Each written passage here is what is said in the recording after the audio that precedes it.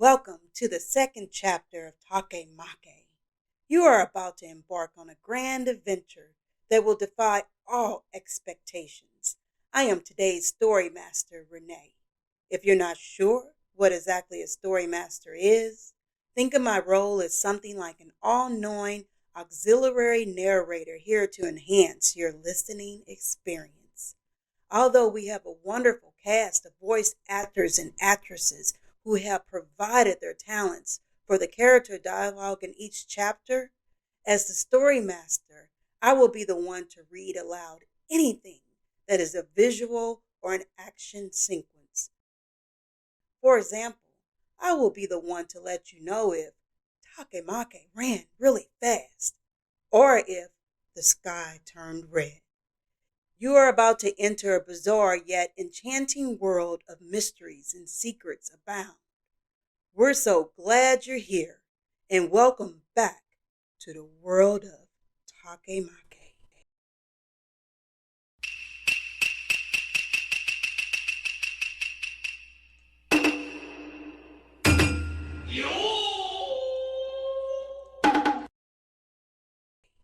Kasemaise Town, Verdennen District. Takemake, Sahakura, Basu, and Kousagi walked through a shady alleyway. Rats and other vermin scavenge around in trash cans and dumpsters. Two men argue from their adjacent windows. Waste is poured out of a window into the alleyway before splattering on the ground.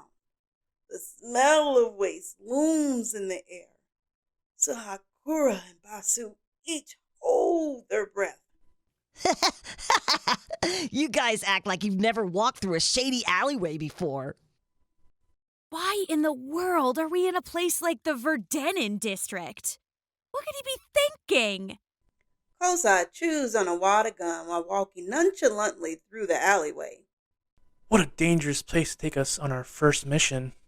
Since he brought us to one of the most dangerous districts in Kasemaise, our first mission must involve one of the gangs here. Kousagi picks through his left ear with his pinky finger.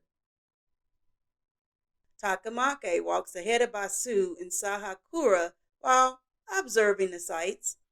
What an interesting place this is! They suddenly stop in their tracks in front of the building and read the neon sign. Madame Rouge's sit down and relax salon and spa. Is this some sort of joke? Please tell me that you're kidding. I didn't see that coming. Aren't you guys excited for your first official mission? It's a day at the salon. The front door of the salon opens. A fragrant aroma comes from the entrance of the salon to Takemake and the others. Basu and Sahakura turn to Kousagi with displeased expressions. Mr. Kousagi, this has to be some kind of joke, right? There's no way this is our first official mission as Jao in training. No, this is it. The objective of this mission is to get the best pedicures and massages in all of Kasemaise Town. What does that mean? Seriously? Sounds like a fun first mission to me.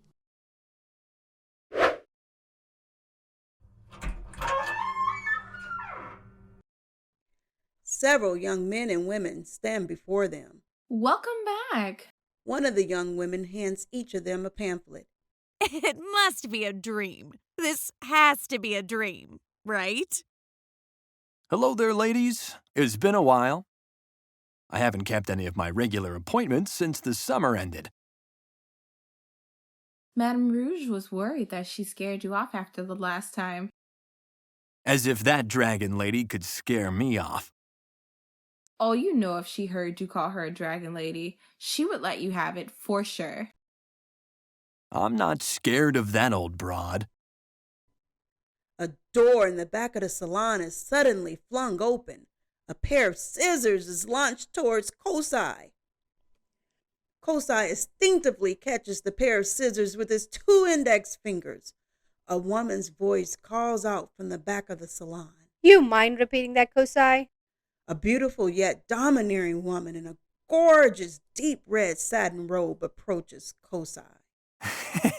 Oh, Rouge, I thought you'd be out for the day. Takemake continues looking through the pamphlet. Sahakura and Basu look at Kousagi in disbelief. Does he really think this is a productive usage of our time? I'm not sure.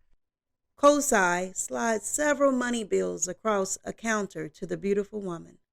This should cover the cost of today's appointment. Rouge.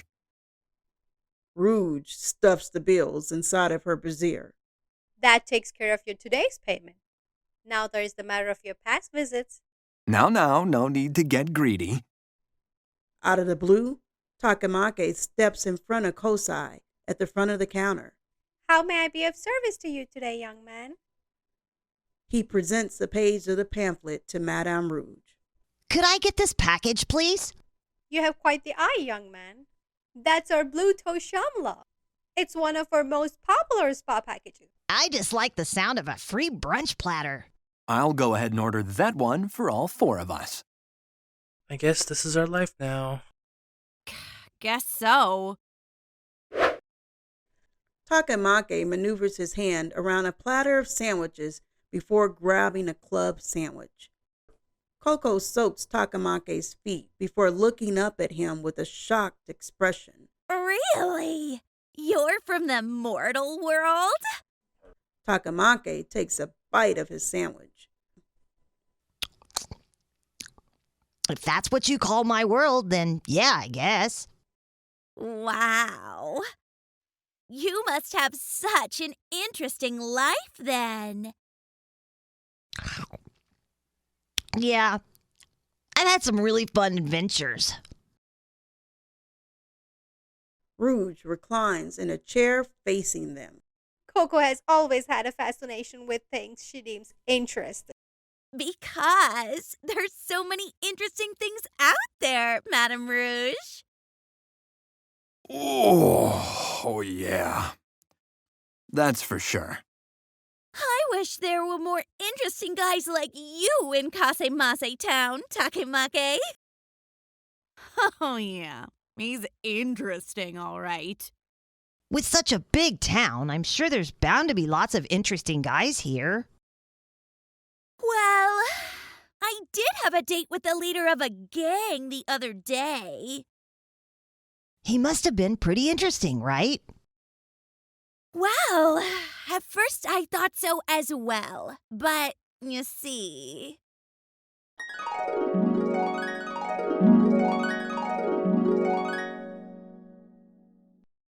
Coco walks towards an expensive-looking car. The night began as lovely as could be.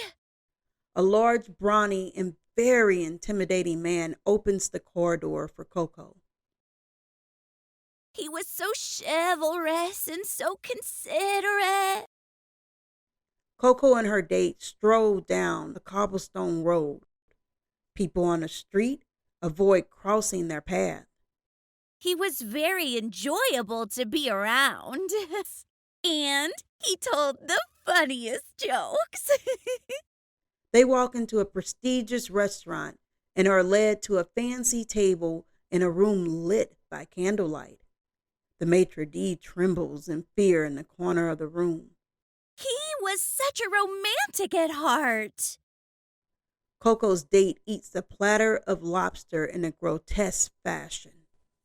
And he had such a healthy appetite. As the brawny man and Coco walk outside of the restaurant, the man drops something on the ground before bending down to pick it up.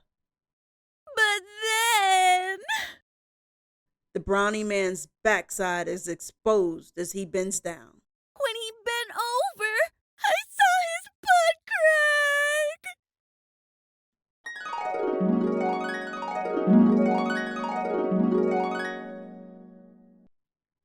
Takemake nearly chokes on a piece of his sandwich while laughing hysterically.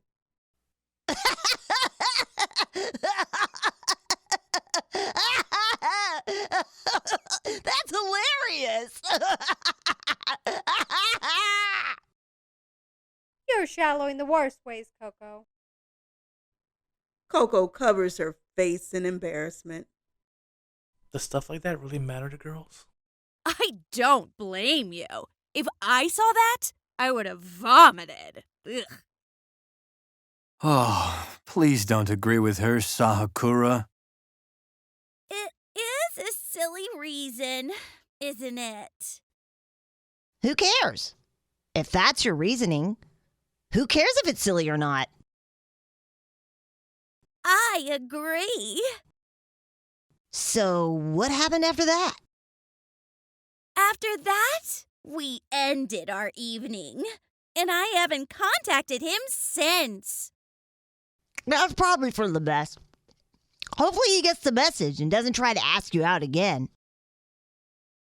Well, I don't know about that, Takemake. Men so rarely get the message unless it's laid right out in front of them. Oh, isn't that the truth? You could save yourself a major headache down the road if you were to just tell him how you really felt. Yeah. But I don't really want to see him again. Then just leave it be. I'm sure it's not that big of a deal. Suddenly, the entrance door of the salon is thrust open. Immediately, Tosai races through the salon towards Kousagi. I finally found you! I had a feeling I would find you here. Now, what do you want? Can't you see we're on a mission? Tosai looks at Basu, Sahakura, and Takemake relaxing in the salon chairs.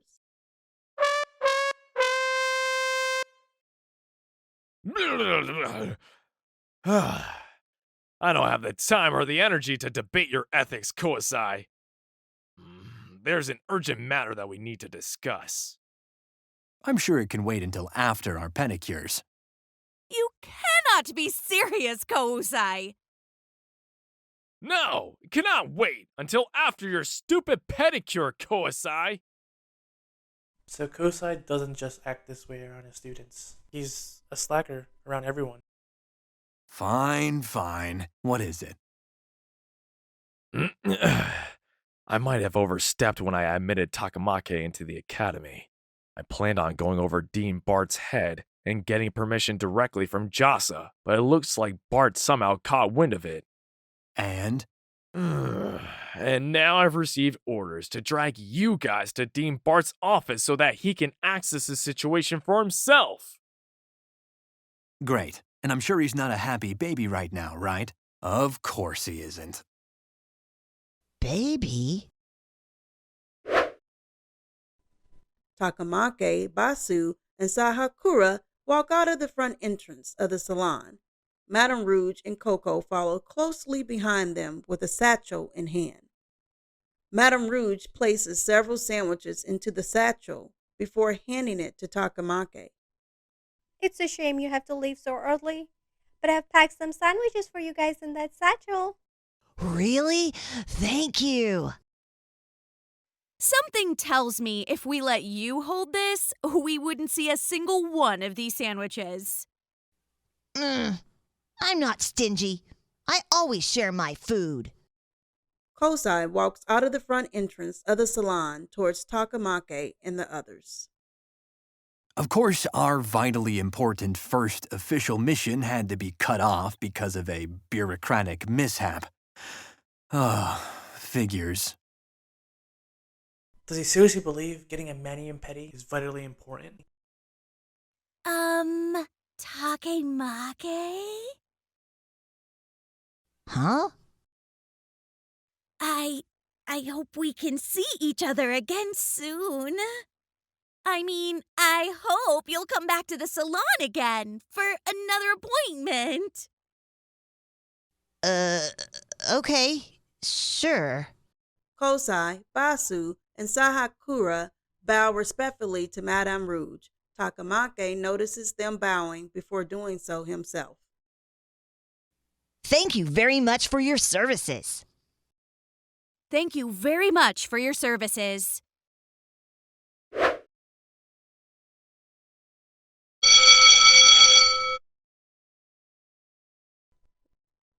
Kousagi, Takamake, Basu, and Sahakura walk down a hallway towards an office door.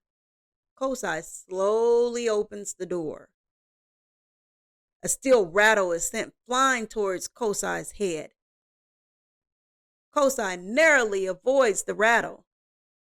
Someone's cranky.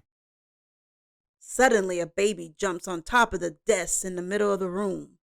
You bet your sweet ass I'm cranky. I was woken up from my nap to handle your bullshit again, Kousagi.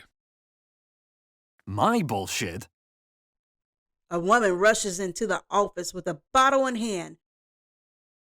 You know how he can be when he misses his feeding. That's just an excuse he uses to be an asshole. The woman plops a bottle into Bart's mouth while cradling him in her arms. Are you guys telling me that a baby is the headmaster? That's so cool! Dean Bart isn't a baby, Takamake. Don't let his infantile disposition fool you. Dean Bart is a very competent Joe. You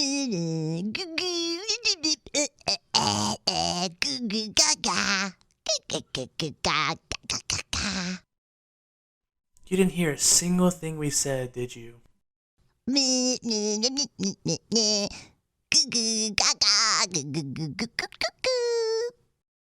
Dean Bart hits Takamake on the forehead with his rattle. Enough of your foolishness, boy. Ouch! That hurt. Get your delinquents under control, Kousagi. Delinquents? Give me a raise then. Don't get smart with me, whippersnapper. You're lucky I haven't fired your ass for all your infractions. I had no idea that Kousagi was such a troublemaker. You threaten to fire me at least once every year, old man. So I heard you want to attend my training academy. What makes you think you have what it takes to become a full-fledged Joe in service to the Imperial government, Well, let me see. Hmm.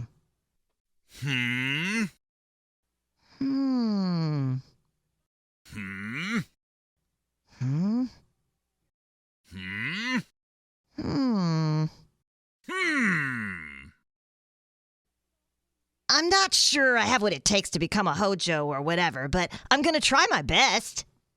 This all sounds like a ton of fun, so I'm looking forward to it. You have some spunk, brat. I do like you. I like you too.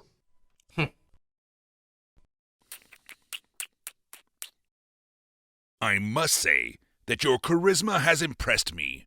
However, I can't simply allow you to join the training academy without going through the same trials and tribulations that your peers have. Finally, someone is making some sense around here. Well, it was fun while it lasted, at least. At least you got to experience your first official mission before the old man decided to crush your dreams. At least let me finish before you start mouthing off, Kousagi. As I was going to say before I was rudely interrupted, I cannot allow you to join the training academy without having a few strings attached. Strings attached? I will allow you to join the training academy on one condition. Great! What's the one condition, sir? You may join the training academy on a probationary basis, meaning that even the slightest misstep will cost you your academic career. If you so much as lag behind on a single one of your missions, as soon as the Hokkaido is available, I will personally kick you back to where you came from. Do you understand me, boy? Crystal clear, sir.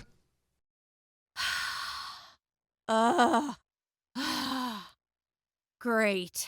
Now we're stuck with him. It is what it is. I always knew you were a big softy underneath it all, old man. Don't think this lets you get off the hook, Kousagi. Kousagi kneels down to Dean Bart's level. How about this? What if I brought you a lollipop from your favorite candy store? Kousagi, how dare you bribe the headmaster? Make it bubblegum flavored, and you have a deal. Seriously? This guy is great. Basu, Sahakura, be sure to show Takemake the ropes. Show him what it means to be a true Hojo. Yes, sir. I will certainly try my best, Headmaster. Now get the hell out of my office, you brats. The sun begins to set as Takemake, Basu, Sahakura, and Kousagi exit the academy. Well, this was certainly an eventful first day, wasn't it? If you call going to the spa and getting chewed out by the headmaster an eventful day. I had an awesome day with you guys. If this was only our first mission. I can't wait to see what else you have in store, Kousagi. Who said your day was done, Takemake? I know you have the right attitude to be a Hojo, but I still need to gauge your combat skills. We're going to do some combat training then? Awesome! Of course, it won't be anything too exciting just yet. We're going to start with the basics, seeing as how you're not from this world and all. The basics? Oh, man. What else did you expect? It's definitely been a long day for me. I'm gonna head back to the dormitory if it's all the same to you, Mr. Kousagi. The training just applies to Takemake. I'm fully aware what you and Basu are capable of. The two of you are dismissed for the rest of the day. Sahakura and Basu bow respectfully to Kousagi before heading towards the dormitories.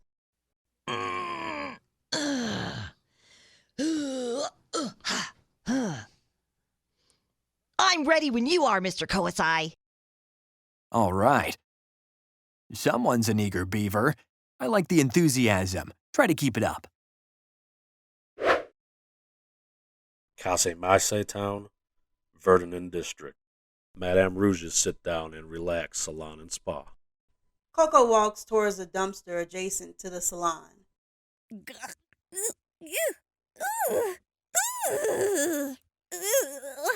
Ew, ew, ew, ew, ew.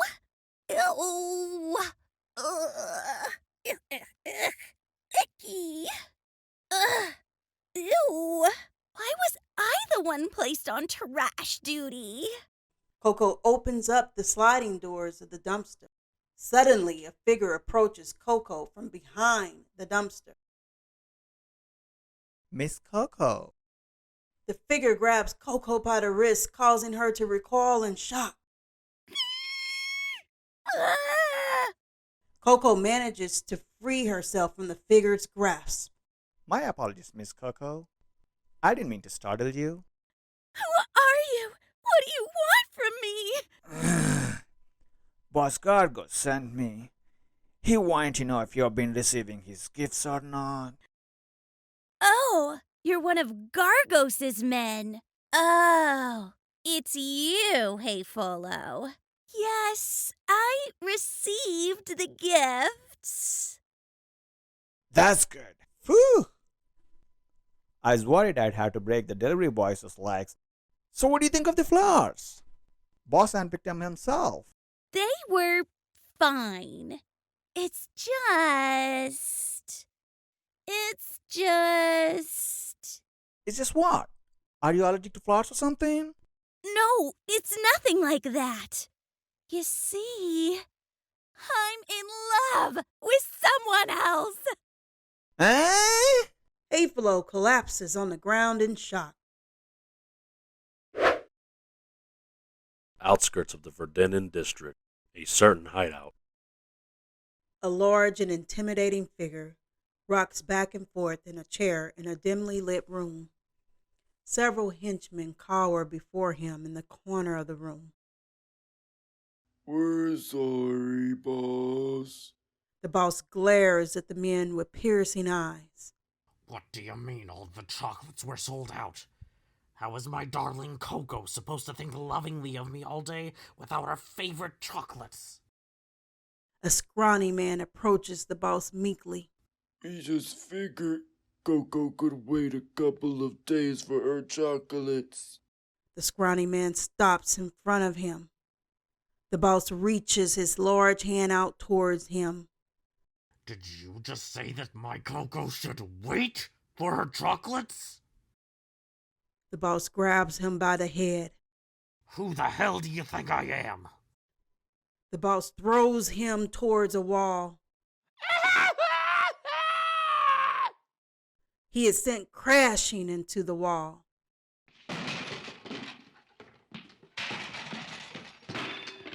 The other henchmen are stunned speechless before lowering their heads in fear. Suddenly, the door to the hideout is flung open by a panicked Hayfalo.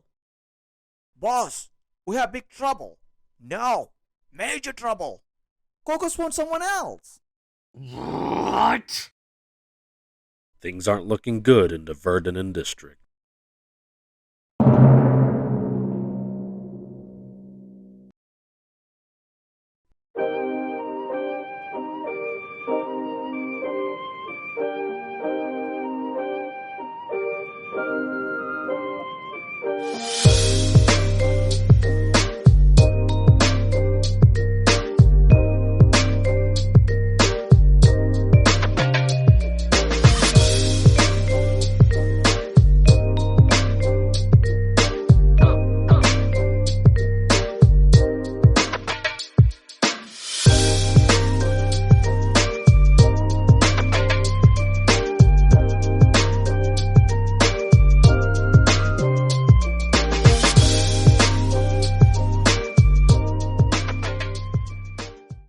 The adventure continues next time.